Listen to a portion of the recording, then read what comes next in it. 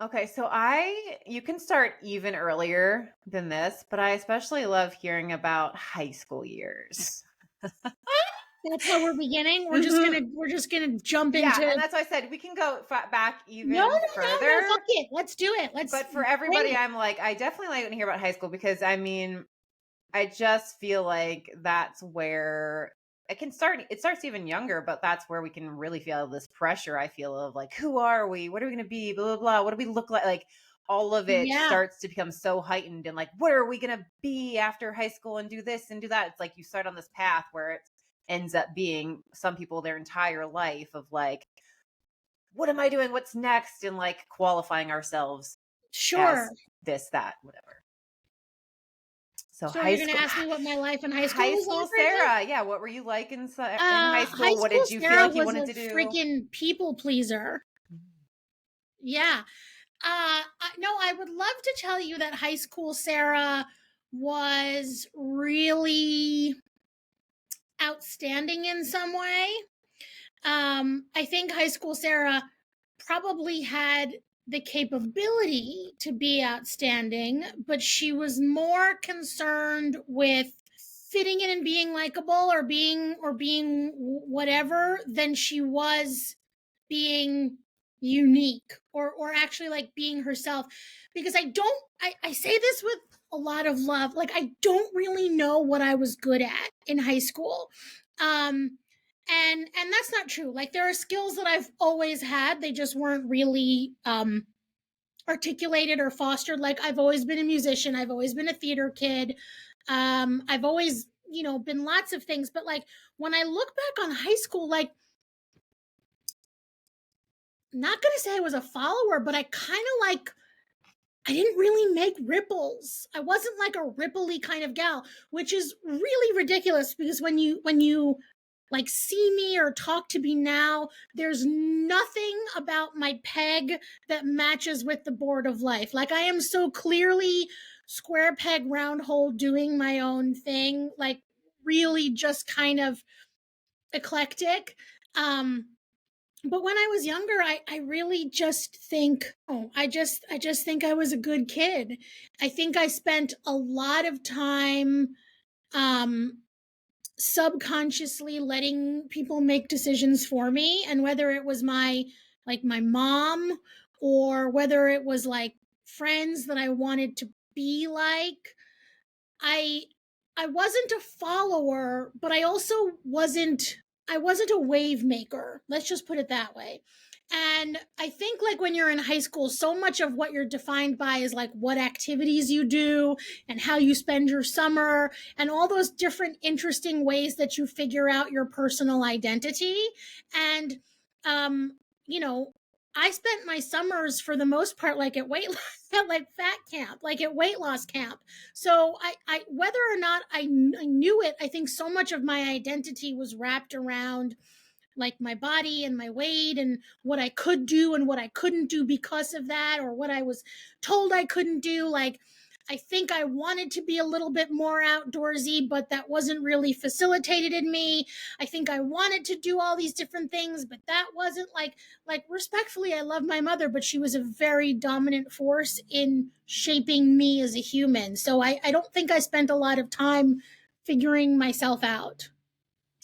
Yeah, well, I think that's common for a lot of people in those years.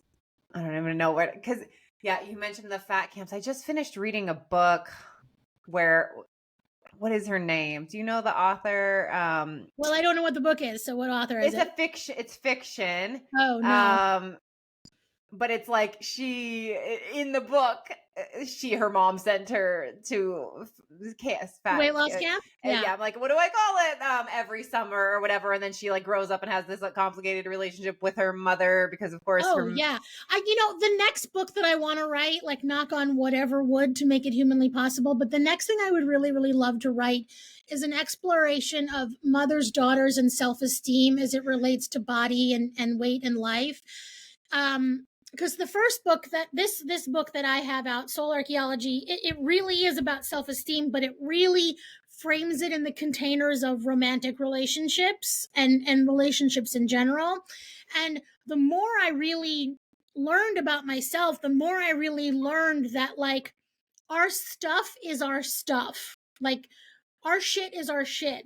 And it just shows up in a bunch of different colors and in a bunch of different ways. So it's kind of like playing whack-a-mole. You can spend a long time looking at a certain facet of your shit and then turn around and go, oh my God, there's an entire different branch that I have left to explore, right? So, Yeah. so much of all the work that I've done on myself leading up to this, I guess in a cliche perspective in like self-help land, we would call it father wound work, right? Has a lot to do with Sarah's value as she shows up in romantic relationships with male figures, because I'm straight, right? So it's men. But there is a world of self-esteem work that I have to do as it relates to Sarah as she fits into the world. And that is what, you know, people lovingly refer to as like mother wound work. And when I think about my childhood, so much of my self-identity came from this feeling that I needed to be fixed or play small or not focus on what I was really outstanding at. Like it was, my identity was really shaped around being a people pleaser. Like it's almost laughable now when I had a crush on this certain dude whose name I won't name, but when I had a crush on him and he did like a lot of drugs and was kind of like really into hip hop, then like my nice Jewish girl ass wore a Kangol hat and an oversized baggy clothes, which is so not me, right? Oh my God. No, I just flashed back to myself in freshman year and it was like everything was like I had a Nike gold chain and these huge Nike like, shirts and baggy pants and Nike and like a bit like everything was right. And then there was the time that like I thought I might be into the Grateful Dead, and so I really wanted a chain of Grateful Dead bears tattooed around my ankle. And then I realized that the dudes were like pretty smelly like patchouli, and that wasn't my thing. Like, so I think like I just spent so much time like amorphously putting myself into different places that I didn't really know like what made me cool or interesting or unique on my own. Now, I'll tell you what's really funny is that like if I talk to my girlfriends from high school, they will say, oh my God, Sarah, you were always so fun and you always made people feel great about themselves. And maybe how other people perceived me is a lot more like how I really am, but how I perceived myself was totally different. So yeah, when I think about my youth and I think about like how I aged, I can so clearly see how I spent the first 2.5 decades of my life, maybe even really the first 3 decades of my life, literally subconsciously crafting my existence around being a person that was valuable to the people that I wanted to be around. And whether that was in high school and my mom and my parents, whether that was when I moved to Vegas and I worked in the entertainment industry and I was the marketing gal for Chippendales, and like I really wanted to be accepted in that community, even though like I was sober and I wasn't like a nocturnal creature, like, and I never cared to ask, do my values match these people's values? I just really wanted to be included. To when I worked in plus fashion, and I really wanted to be included in the world of plus stuff. Like frankly, up until my mid-30s, when I decided that I really wanted to work in what amounts to like plus size self-development. But at that point in time, I felt my entire being needed to be created around showing media gatekeepers that I deserve to be here, right? So I literally think like probably until like 35, like no joke, which is so fucking sad. I spent all this time trying to figure out the things I needed to be instead of like who I was meant to be. And I look back and I think about all the interests that maybe I flirted with having, and I wonder what would have happened if I had ever let myself really explore those things. Like my first idea when I was in college was that I wanted to be a political speechwriter. Well, holy shit. Like thinking about who I am right now and my skill set, that makes so much sense. But I didn't go there. I was more concerned with hanging out with my boyfriend and making sure he was never mad at me than I was going to class. And like, I just think that I spent so much of my identity focused on that, that to break away from that has been, it's like tectonic plates as the earth shifts. There's like rumblings and cracklings, and then it like, and then it just kind of like peels itself off, and then fragments of shit fall away, and then more peels off, and then fragments of shit fall away. And sometimes I just hate the fact that it took me until my mid 40s to like really start to be, because I get a little mad, and I get a little mournful, and I get a little judgmental of myself, and I go, what could you have been if you had just let yourself be? Like, what kind of adventures could you have gone on that now feel like they're in the real view mirror? Like, how could you have used those periods of your life? And whatever. You told me we could ramble, so I'm rambling. You're doing a great job.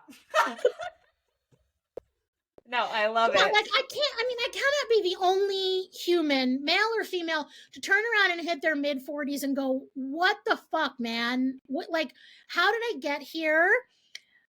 This is the first half of my life. And great. Some things have been awesome. Some things have been awesome. Some things have not been great. And now I'm staring down the tunnel of the next few decades, and my knees aren't the same as they used to be, and I'm a little bit more cynical, but holy shit, I know so much more. What do I want to do? Who do I want to be? And how do I figure that out? Yeah, no, exactly. Yeah. Yeah. I love it. I got you. I'm like, I got you both. Yeah. Like, yeah, but no, I'm sure that so many people understand what you're feeling, and that also, like, you also acknowledge the fact that a lot of people go through their entire life or not wake up until the very end of it. So like, yeah, you said at 35, like, whoa, okay, there's a lot more years you could have been wasting or whatever from not waking up and starting to acknowledge these things. I'm wondering, as you were talking, I was thinking about, like, yeah, you being the people pleaser, and I was a cheerleader. And all the things of, like, yeah, I didn't go into the speech writing, all of that.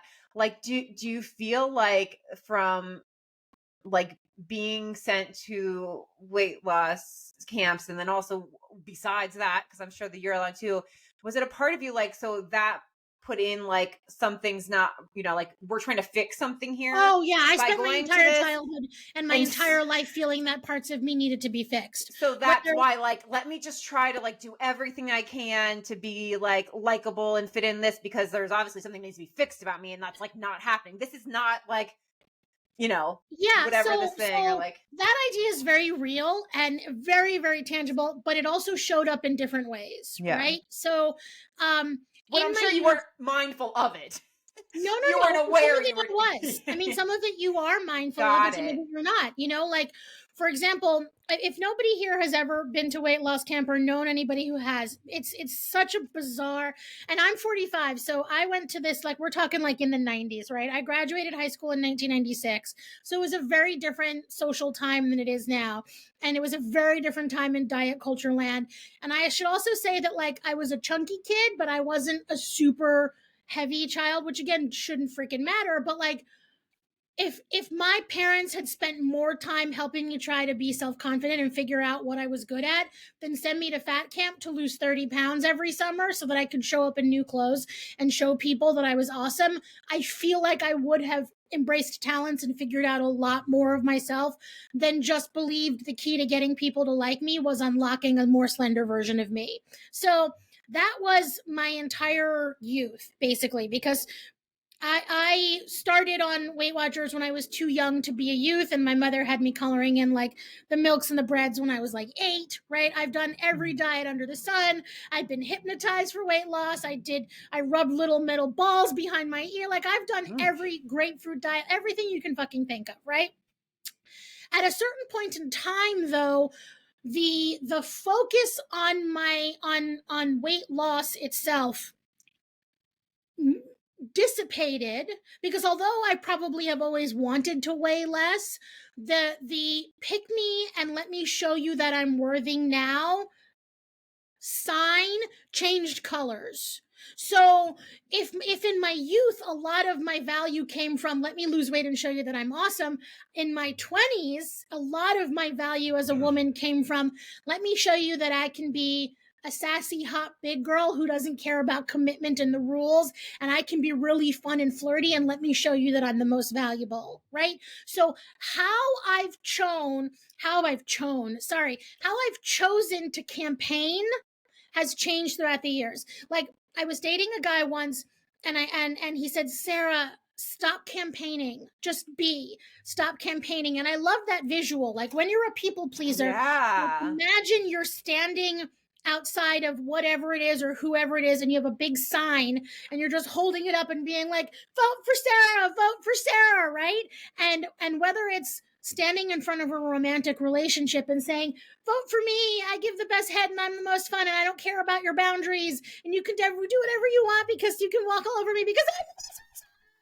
Or whether it's turning around to your boss and going, work me until 8:00 at night and don't pay me enough, but I'm the best. I'm the best employee, right? Like we can change the sign that we're holding, but that practice of holding up the sign and standing in front of somebody is just so ingrained in who we are. It's just like, choose me, choose me. Like, I'm going to show this way. I'm going to choose me. I'm the best employee. Choose me. I'm the best. Choose not me even girlfriend, but just girl to spend time with. Exactly. Like, choose me. Whatever you want to do with me. Choose me. I'm the best at being kinky. Choose me. I'm the best marketing person. Choose me. I'm the best at all of these things. Like that, the mechanisms change, but the motivation and the desire to be chosen and the fight to be chosen rather than just the embodiment of self, that transcends all the things. And that's the thing. You don't want to focus on what you're campaigning about, like what the flavor is, but until you figure out why is it that I feel that my entire purpose has to come from being picked for whatever reason it is, and it isn't just internal, that you'll continually just live your life for yourself, not for yourself, for other people. Like that's just the way you live your life. Yeah, because love that word campaigning that said person gave you. Because it's like in that instance, because you can be choose me and you're like, yeah, because I am the best and blah, blah, blah. And you are like embodying it. But it's like in those, and by the way, I'm visualizing this because I've had really, like I can put myself in a similar situation where it's like, yeah, you so badly want to be chosen because then you want that person, whether it's the boss or the significant other or person you're attracted to or the friend or whatever, you want them like, choose me. Then you're like in that and you're like, so tell me, it's me, right? I'm the best, right? Your entire life, like you want to be chosen, but you're not believing it. You need that person to be telling you that. Yeah. And then even if no matter how much they could be giving it to you, you're still like, but I'm not enough to choose me, but choose me. But let me do it better. Let me show you more. Let me. Yeah, is that your entire locus of energy and your entire locus of value has nothing to do with you and everything to do with other people. And when I started to see that, like the essence of what my book is about is how do we dig through the layers to start figuring what life is about for you on your values, on your terms, and not on other people's, right? Like, how do we go from saying my sense of self comes from your acceptance of me or how you see me to my sense of self comes from how I see me and how I accept myself. And here's the thing, which is so fucking unbelievable. For some people, they have always been that way. They've always been that way. Like, I have a college roommate who, bless her heart, has never struggled with self-esteem in her entire life. She's just, and I'm not saying she doesn't have other things that she works through, right, but her sort of sense of self and value has always just sort of been like, yeah, fuck it, this is me. What was her home life when she grew up? Yeah, I know. Right? Like, God, you had a very present father, didn't you? And I mean, You I know had her lots father, of and he's an emotional. amazing human being, and it makes sense that she has that freaking level of self-esteem, right? But I mean, like, I just, yeah, you just, you hit the point, and maybe you don't, and maybe it like hits you over the head in a painful way, and maybe it doesn't hit you over the head as much as it just sort of like lightly strokes your bangs away, like in a rom-com, and it just says, Sarah, is this it? Is this your life? Do you want more? And sometimes the things that prompt us to have those revelations are violent or sad. They're a death of a loved one, they're a death of something within ourselves, they're a breakup, they're an injury, there's a health scare, there's a violent, there's an aggressive thing that brings us to that sense of realization. And sometimes it's just the slow dribble of a faucet that won't turn off.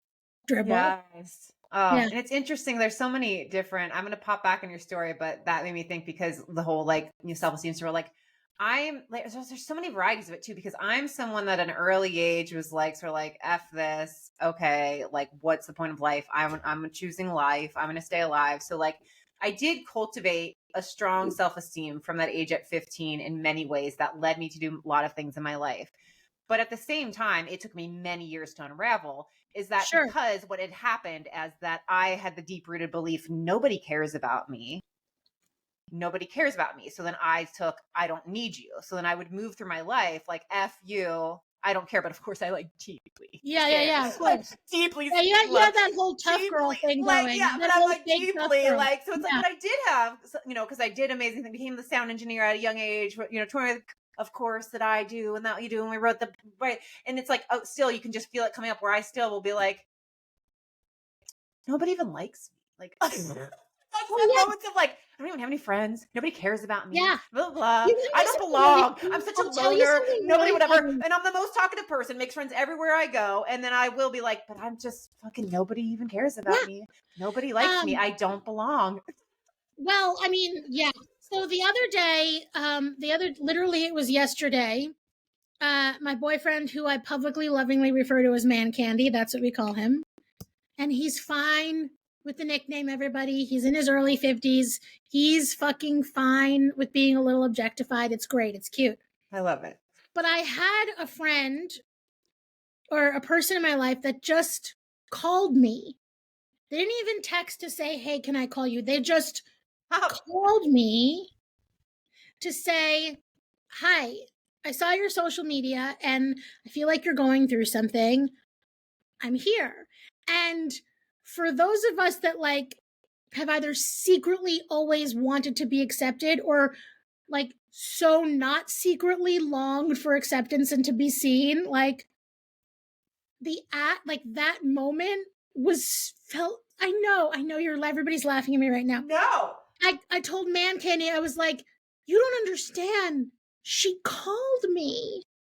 No. Just to see if I was okay.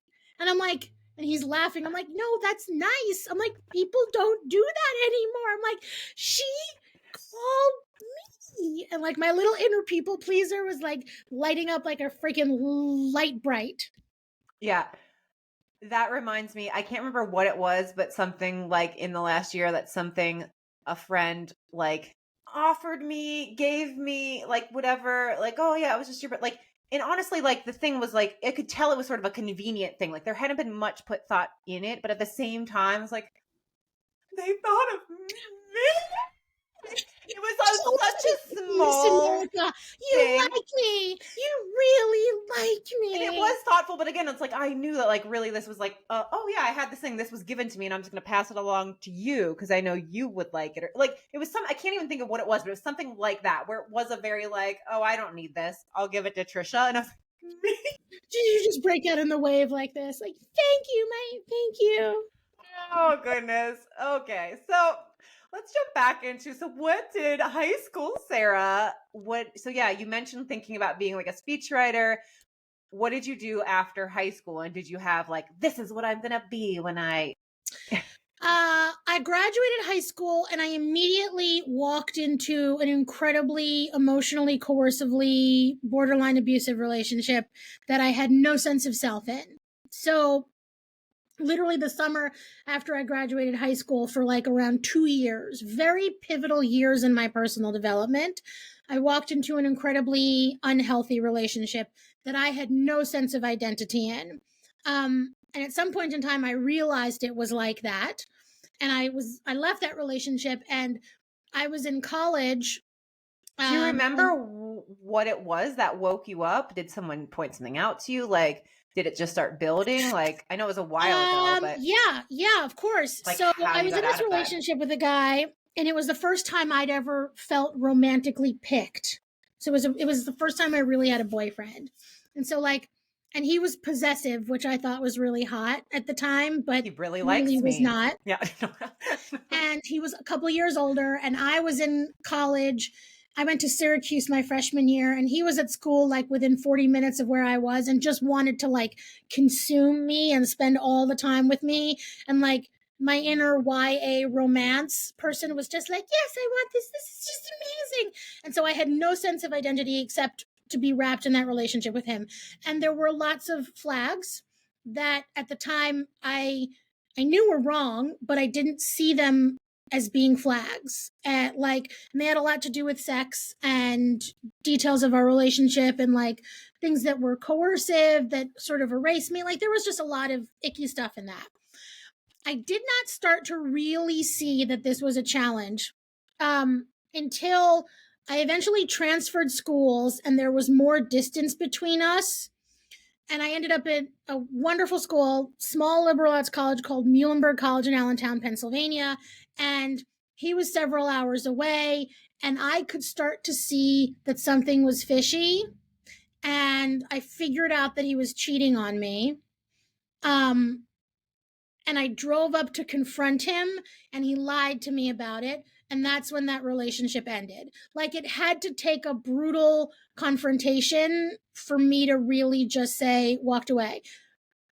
And when that happened, I threw myself into a lovely community of like 3 to 5 amazing gals who were also studying music and theater. And I just threw myself into the most loving, wholesome college experience you could have.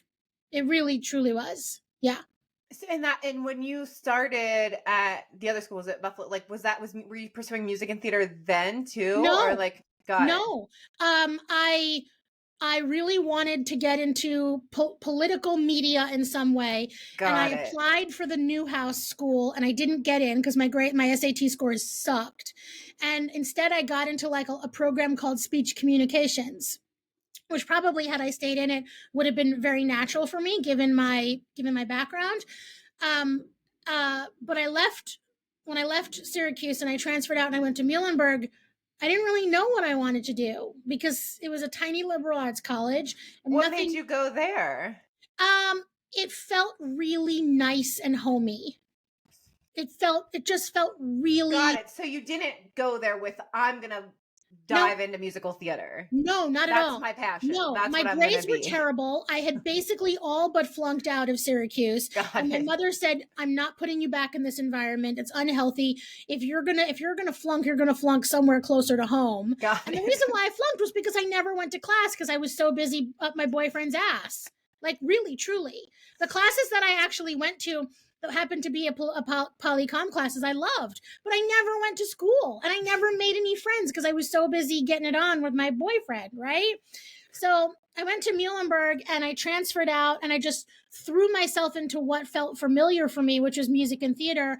And I ended up being a music major, which I also think at the time had something to do with pleasing my dad and being able to find common ground with him because although he was not a musical, he did not work in a musical profession, he was a musical soul. So opera and classical music was a language we could share. So even then I was subconsciously pleasing other people, but I just had the most wholesome experience I could in college. Like I barely got drunk, I never got laid. Like I had the most like sweet, dorky, well-behaved collegiate experience ever, and I regret nothing.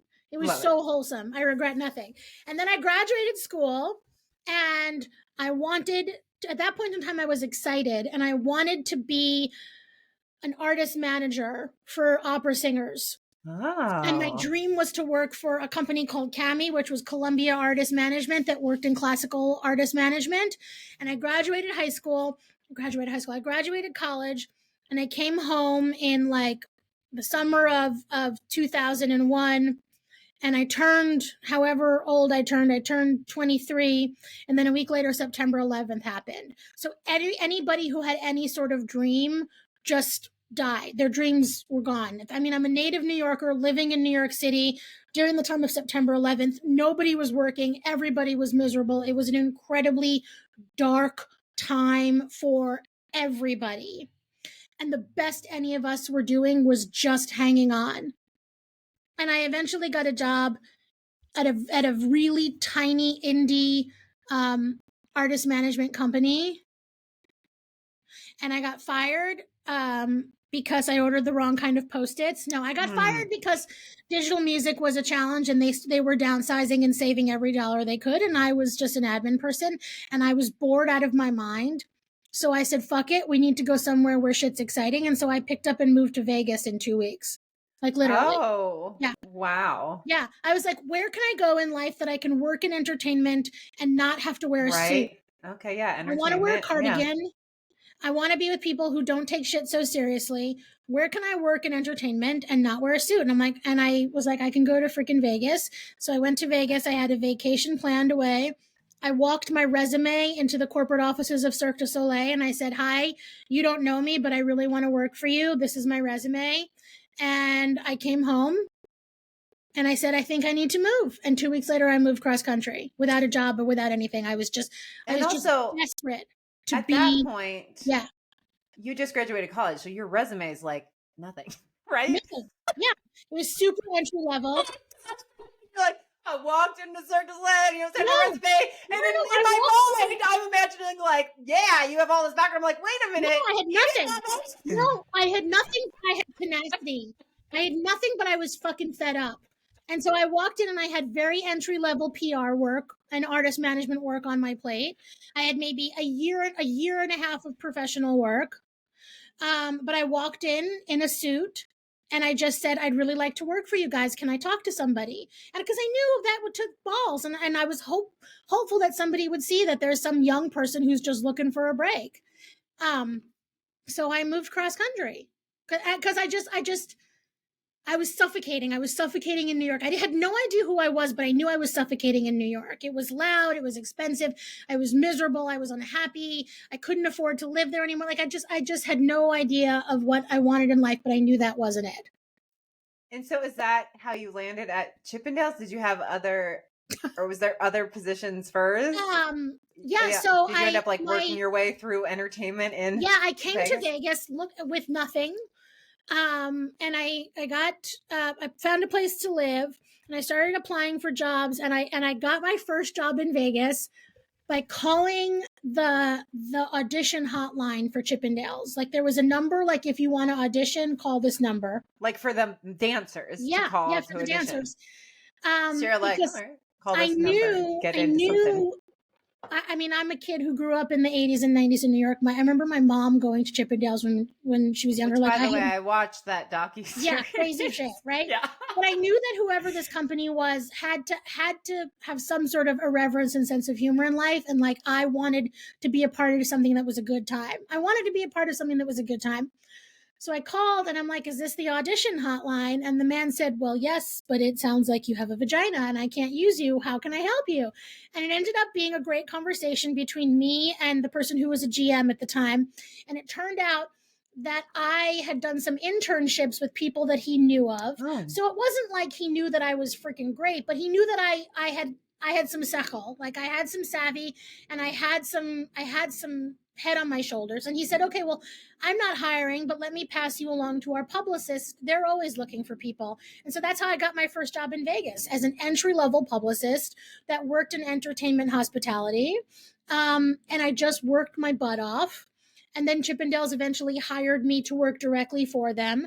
I was 25 and 26, and I was the marketing gal for Chippendales. which was an incredible opportunity, having nothing to do with the dudes, because I really actually cared nothing about the dudes. I was just having Right. a You weren't great like, yeah, time. like in the locker room with them I mean, every I night. was. I Oh, could be.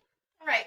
But Like, I know quite a bit about cock socks, if that's what you mean. But like, but what I loved was that the company that I was working for made women feel good about themselves. And that was what I loved. And my favorite thing would be if I was at the theater on a show night, watching people walk in and then watching them walk out, and seeing transformation in women who felt really insecure and unafraid to be there, because inevitably there would be like a group of like 10 hot chicks and like one who clearly didn't feel good about herself, and how she left when she walked out, not because of the dudes, but because how she allowed herself to be present and let go. I was like, that's my drug. That's what I want to do. And so that desire to serve women is eventually what brought me to plus size fashion, which is eventually what brought me to my work now. Like, it all makes incredible sense when you see yeah, it. no, that's why I like love Yeah. going through people's journeys, because it can feel like do, but then you can sort of like find like the through I mean, I've line. done really random jobs in life, but when you look back over time, it goes, oh, that kind of makes sense, right?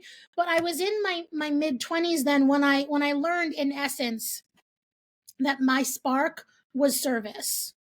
And I drew a sense of self and a sense of accomplishment from facilitating environments where other women could blossom. That's really what it was. And whether the tool was a male review, or whether the tool was clothing when they had never had access to clothing that fit them, or in the work that I do now, whether it's access to self-development spaces and tools that have never been open or comfortable or accessible for larger people before, where they've been the only one, blah, blah, blah, blah, blah, that it's the same thing. It's just showing its hat in different ways. Yeah, so where did you start to like get that your own like spark and interest in, in yeah, In whatever you're gonna myself, call it, or in whether it's my work, or personal in to the work? no, just for yourself, like, starting to be like, yeah, more diving into that stuff yourself and like for Yeah. just your So life. And then also what made you then start to be like, oh, let me start this is a sharing thing. this, putting this Yeah. out. So I had spent some time in plus size fashion, and from that, I knew that I had a gift of communicating and understanding people. I learned that, and I had done some writing. I had always written for other people, but I did some writing for Huffington Post, like when that was a big deal online. And what were And you writing about? Like I what was made you writing about the intersection of self-confidence and body stuff, and some plus size fashion, but that was the vehicle that I did it through. like, so through plus size fashion. Yeah, through plus size fashion, I started to really explore self-confidence and self-esteem. And my first foray into the world publicly was like as an influencer slash ambassador, even though I never wanted to do that. I just automatically became associated with that because I worked in plus size fashion, and I talked about clothes and fashion. And when I was in my mid 30s, I was like definitely like 35, 30, 36 or something. I realized that I was not happy for a bunch of different reasons. Really, two big things. First, I realized that I was really heavy, and that my body was really it was really stopping me from living. Like, physically, I was in the mid high 300s, and I was unable to walk a single New York City block without stopping in pain, and like the circle of my life was getting really small. But I also had a very real incident where both of my parents ended up in the hospital at the same time for very different reasons, and that scared the shit out of me. So I was like 35, 36 years old when I realized I was going to die for the first point in time. Like, I'd never had that thought. Wow. I didn't think I was going to die then at that Right, moment. but But just like, like that was my death first is a wake-up call. thing Yeah. that's going to happen. Then at that same point in time, like a couple of months later, I realized that everybody I loved was like getting married and having kids, and I was in my mid 30s, and all I was doing was getting laid, and I wasn't happy. Like, there was a common thread in every interpersonal relationship I was having with men, and I was it. and I wasn't feeling fulfilled. So there were two things that freaked me out. I was going to die physically, and like my romantic dream of finding partnerships and love was also going to die. So I had to change something, right? I just didn't know what that was. So my super people pleaser brain at that point in time realized, oh my God, Sarah, you should turn this into a thing. You should turn your quest for taking your life back. You're great at marketing. You're great at business. You understand this. You should market yourself and make this a thing. And so I turned it into a marketing gimmick called Greater at 40, where I was walking my way into 40, and I was going to show people how I could walk into 40 and be greater at 40 than I was the decade before. And it was a very real thing. Like, it was a very real thing at the time. And I had no idea how completely codependent it was on other people's approval, because it was super fucking sincere at the time. But looking back at it, I can see how everything I was doing was really trying to get people to take me seriously and getting media to take me seriously and getting a seat at the table. Like, everything was about proving my worth to the people that I wanted to see that what I was doing was valuable. I remember I was really actively trying to like aggressively lose weight. And I remember saying, nobody's going to take me seriously until I lose 50 pounds. They're not. And I said, and I hate that, but there's nobody who's going to let me talk about self-improvement as a plus size woman until I lose 50 pounds. Like, that'll be the number that will unlock people taking me seriously. And so I work towards that right now. And I know this is all pretty fucked up, but I'm just telling you, this was my first go around in working in self-development was relatively codependent. And was this too, did you start the greater at 40? Did you like start a blog for it? Like, what? Sure, you bet. Because I'm guessing, like, what time is that? Like, Instagram does exist. Okay. Because, I mean, you've seen my PR package for my book. I don't do anything small. When I do it, I do it. She sent like a magazine. Right. Exactly. To like with the book to advance, like to talk about all the things. Well, and besides the things, but there was like a full magazine. It was great, that she but it was ridiculous. I did the same thing for myself. I had a website, Greater at 40. I had an Instagram, Greater at 40. I did a photo shoot where I looked like Fat Carrie Underwood in the middle of some flowers, like fucking Greater at 40. Like, I marketed the shit out of it, because I had no idea at the time that Sarah could serve people. I thought that I had to have a gimmick in order to serve people. I thought that I had to have a product or a thing that would make me valuable. It never dawned on me that just me as a human doing me could be of service. Does that make sense? Like, that's the big difference, right? Yeah. It wasn't until I went through a really intense breakup that all of the threads started to crumble away, and I started to even realize just how wrapped up I'd been in showing other people that I deserve to be in this space, that I realized it has nothing to do with that, and it has everything to do with me realizing I deserve to be in my space. You know, because I started, as I started to grow and change and evolve, I started to get less comfortable with corporate work. I started to get less comfortable pushing for sponsorships, like just the little pieces that you and I recognize now as actual growth, right? That cracking of the exoskeleton of our own bullshit starting to fall away, started to happen. And I just started to be really uncomfortable in the life that I had created for myself. And I knew that things had to change and evolve. Like, I had to strip everything away in order to rebuild. And that's when I started to return to myself. And that's what really happened when, like, I hit 40. That's what it really was. Like, I had no idea, literally until my 40th year of life, that I had no self-esteem and no sense of who Sarah was based on Sarah. My entire sense of being before that had been, who does Sarah need to be in order to be valuable to other people?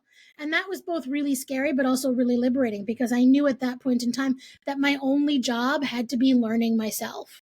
I didn't have to be the best at anything. I didn't have to be, fuck all the things I should do, right? Like you say, all I had to do was learn myself. Yeah. So going back to, so when you had this idea and you had this awakening of the death and okay, all these things, I need to make a change, and you decided to create this greater at 40.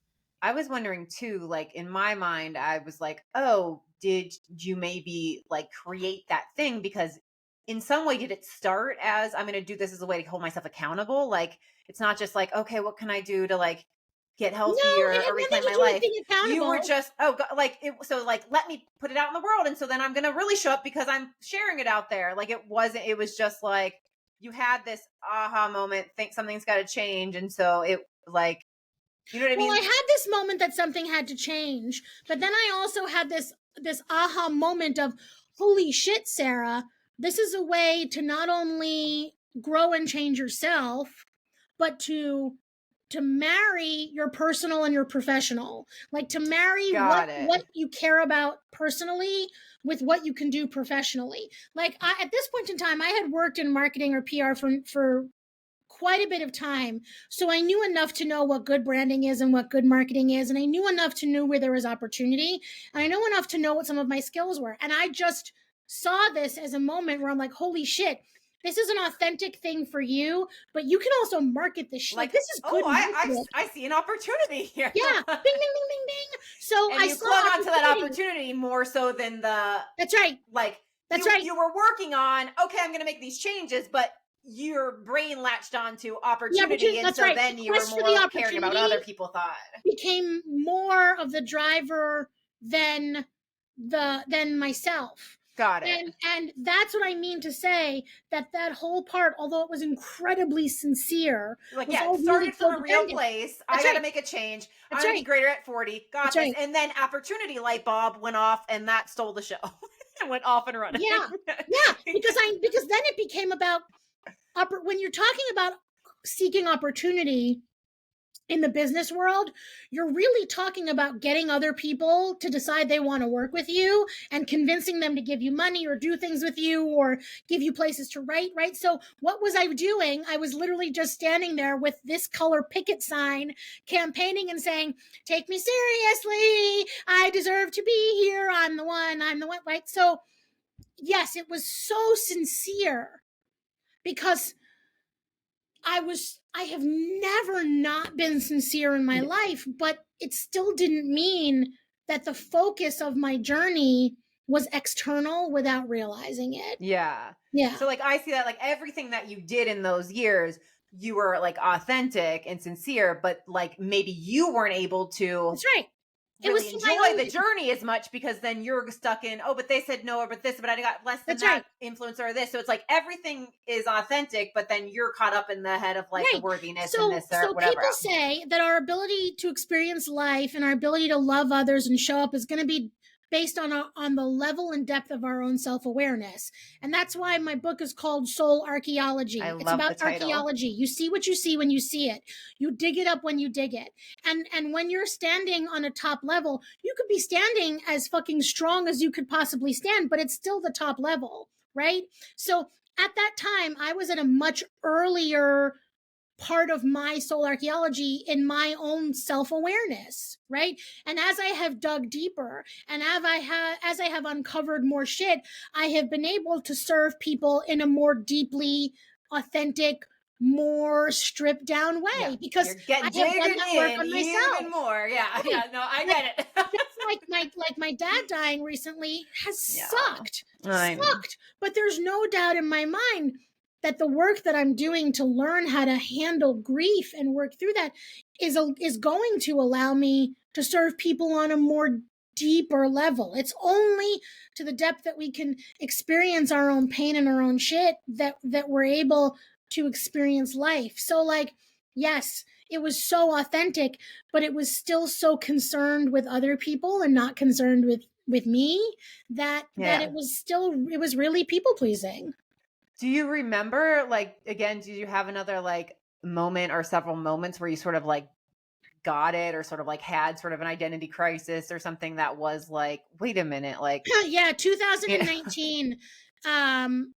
It was 2019, and I had separated from my primary partner at the time. In the book is a dude I refer to as George, who I was just like super enamored with. He was the culmination of just all of my core wounds, with a really great penis and really charming. I mean, I'm sorry, like I was just freaking Cocoa for Cocoa Puffs. Like it just was, right? Like as can happen when somebody is that magnetic to you, you just become like, nah, I want this all the time, right? So he and I separated, and that really forced me to crumble. Now, leading into that, I had already started to see that there was more work for me to do. But it was that separation that forced me to be alone with myself. And that separation happened literally at the same time that I was trying to organize and run an event and try to get sponsorship money and try and sell tickets. So I was in this very vulnerable, very self-loving, but very sticky, messy state that was internal at the same time that I was trying to like get corporate money and sell tickets. Like it was a very non-congruent, like they energetically, like those things weren't aligned. And that was when I realized that the only way for me to move forward was to strip away all the things that I thought I needed to be and figure out who I was. And for the first few years when I worked in the self-development space, respectfully, I thought I had to be Fat Gabby Bernstein. That was literally who I thought I had to be. I thought that was the only way that I was going to ever be valuable, was if I was Fat Gabby Bernstein. And so I can't. You're laughing. That's fine. That's fine. I appreciate it. It's okay. You know what I'm talking about. I had to wear the mala beads and wear the white and like do all the things and jump up and down and cheer and blah blah blah blah blah.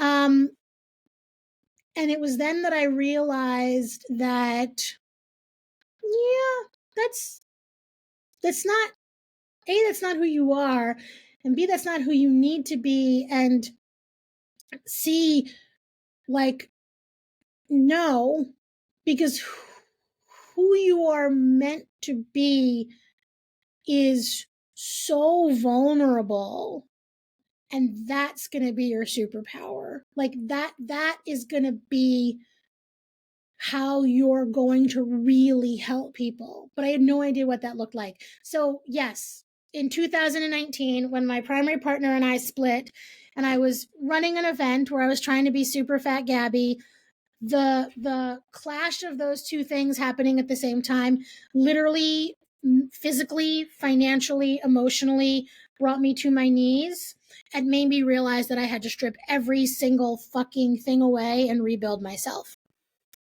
Sounds fun. Oh, super fun.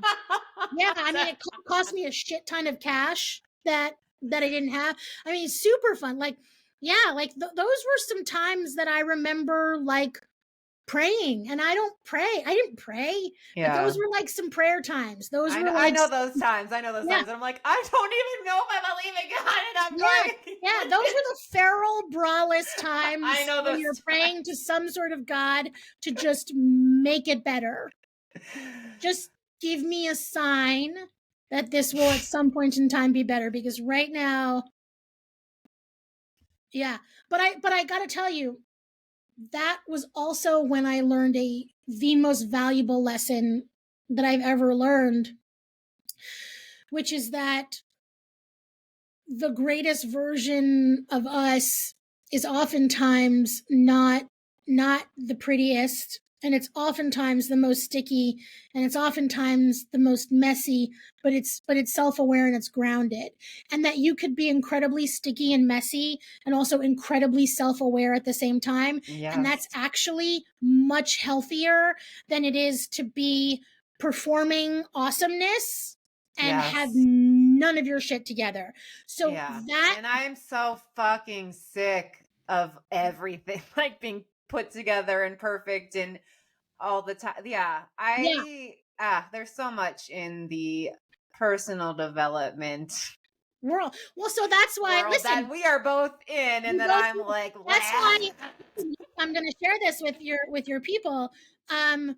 I There's so much bullshit and I smoke know and mirrors. I teach people self-love, which is not what you think it is, right? Because everybody who listens is going to have an idea of what self-love is, and I have a completely different definition of it. But my goal is to help people become their ultimate you, which is a cliche take on a phrase that is, again, used out of the ass in self-help. And it's like, your greatest version, your higher self, and I have a very specific definition of that. And your ultimate you is two things. Your ultimate you is a version of yourself that at any given time is able to listen and hear to what you need honestly. So your ultimate you does not bullshit themselves. You say, what do I need at any given time?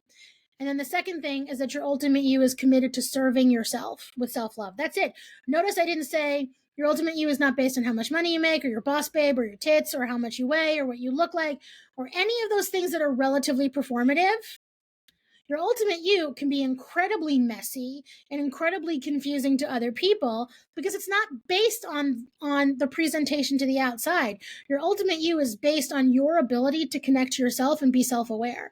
The most self-loving and the most empowered version of you is the least bullshit version of you that exists.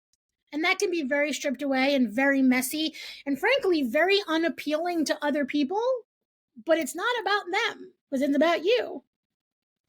I'm so with you. And that reminds me of like, that's how I think of too, of like self care. It's like, oh, when people ask me, like, what's your self care routine? And I'm like, well, it's a moment to moment thing on Yeah. what I need to do. And some of it is really annoying. Some of it's like calling myself out on my own shit. And some of it's not doing anything today. And So some of what it's you call self-care is what I call self-love. yeah, I would say, So I mean, it is. And it's like, but yeah, like, it's like, yeah, like, but yeah. Ugh. I'm with you all the way. And I love the title. I mean, I love your book. I love the title so much. The Soul Archaeology. Like just the yeah, thank archaeology. I've you. never would have thought of like that word. And it's so great. Well, I mean, it's the metaphor, it's the visual that you need, right? When we're in pain and when something hurts, we want to fix it all and do it all right away, and we want to buy a solution. We want to slap a band-aid on it, take a digital class, do whatever. We want to fix it really fast. But the truth is that the only way that we're really going to go through it is if we dig deep into what the shit is and ourselves until we do an archaeology of what it is that we're experiencing and feeling, that we're able to dig ourselves up.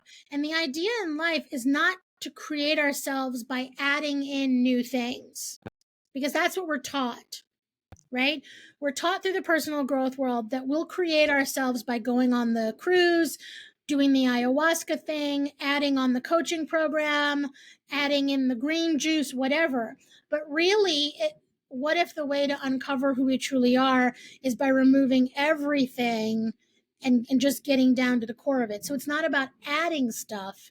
It's about stripping stuff away. And that's what archaeology is. It's stripping things away to uncover the artifacts of who we are.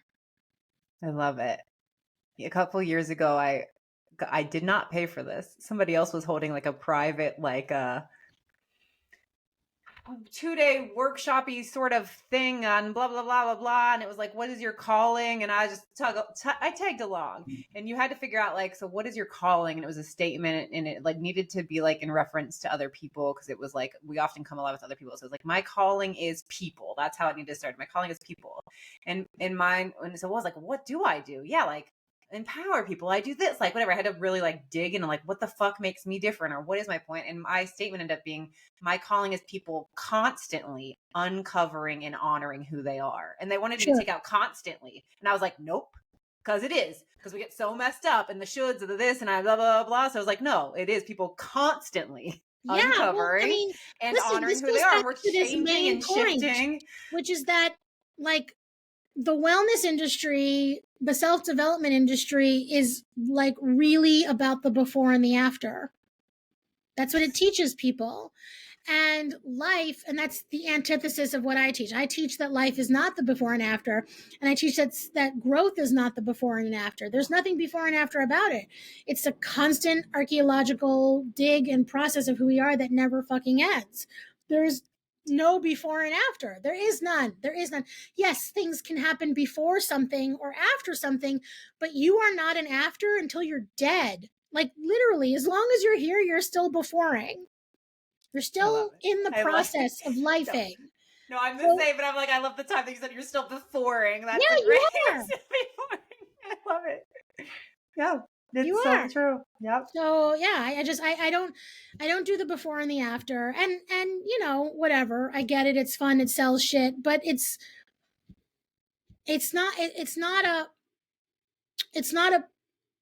tangible way to go through life that sets us up to be both accountable and compassionate.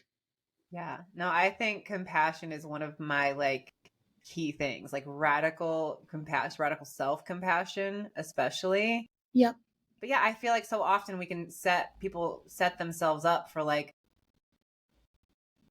more pain and like shame for like they're not healed enough, or I not over this yet and whatever. And I'm like, yeah, that's being human.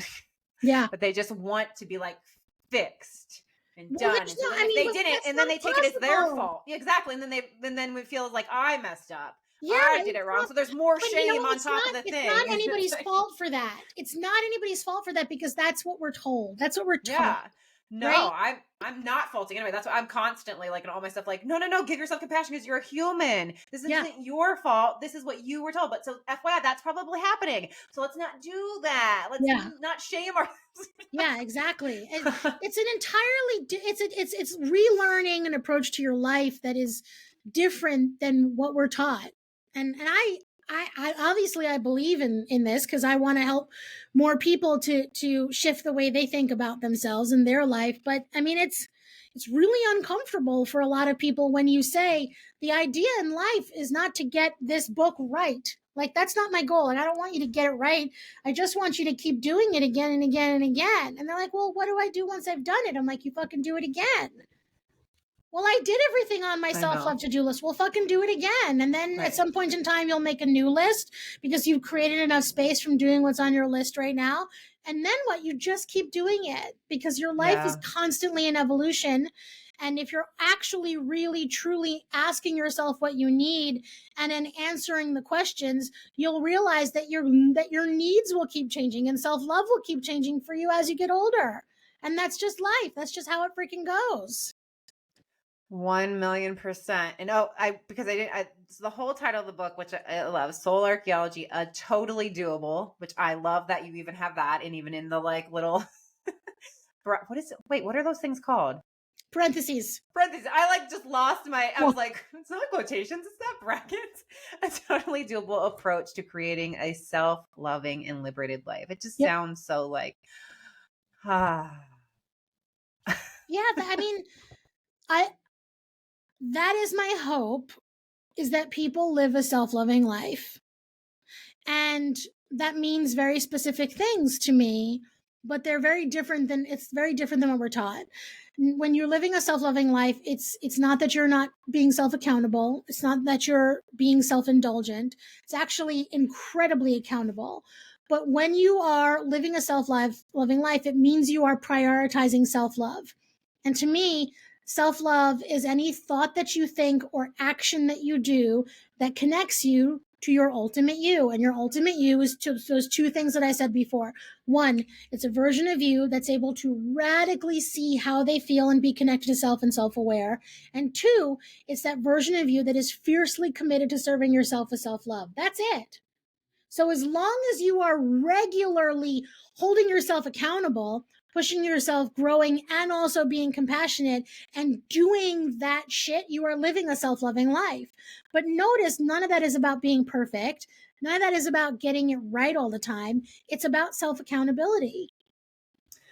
Love it. Okay, I'm going to ask you a couple Yeah. questions to close it out. Okay. What are something or things that you do to up your joy levels when you maybe want to boost? Cowboy boots. Putting on cowboy boots? Yeah, Love it. looking at cowboy boots, putting on cowboy boots. Looking at cowboy It doesn't matter. Cowboy boots are a love of my life. Baking. I'm not saying that I'm a great baker, but I find connecting to food in a baking cooking way to be meditative. Um, uh, Beautiful scenery that has nothing to do with an urban environment is incredibly nourishing to my soul. Like I truly feel in my life I'm meant to own acreage and just not be in an urban environment. Um, and Watching The Hunt for Red October. Oh, Yeah, don't never. judge I me. don't It's one think of my I've favorite ever movies of all seen time. that. I Yeah, don't think I've ever seen it. Sean Connery, Alec I'll have to Baldwin, look it up. 1990. Classic. I remember the title. But I don't Oh know. yeah, it's classic. Okay, the name of the podcast is Claim It. What are you claiming for yourself right now? Right now, oh, A lot of stuff happening. no. This is just not going to be a fun answer because it's not going to be a cool answer. That's all good. Right now, We're all about being real. I am moving through a period of chaos and grief with all with all of the shit of a book launch, which your readers won't identify with, but you will identify with, that came at the same time as my father dying. Yeah. Which like really cracked me open in a very, very real way. What I am claiming as I move forward is how do I put the pieces of my work and my life together now in a way that makes sense given everything that has changed and evolved.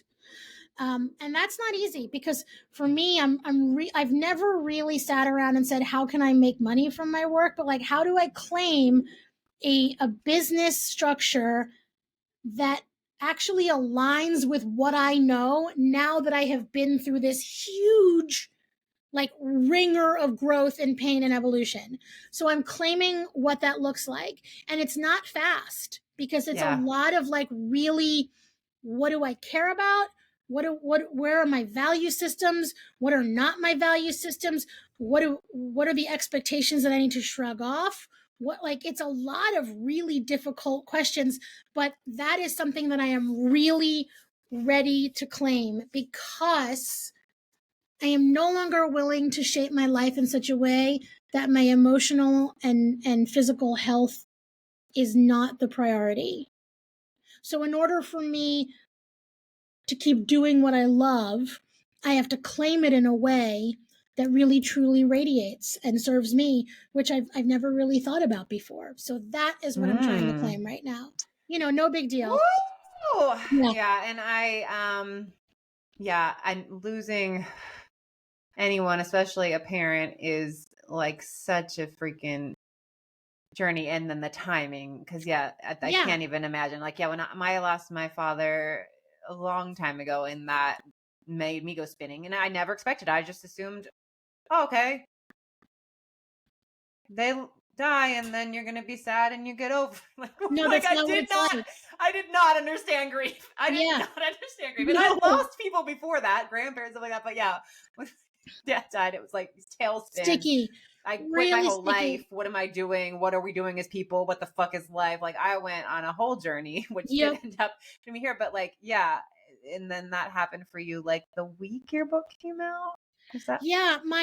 So my dad had myeloma cancer and had gone in and out of remission for years, but it really started to get bad around like 3 weeks before my book launch.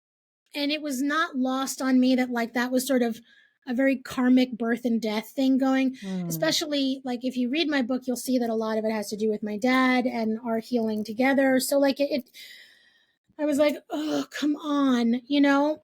And my book launched on the 8th, and my dad passed less than 3 weeks later.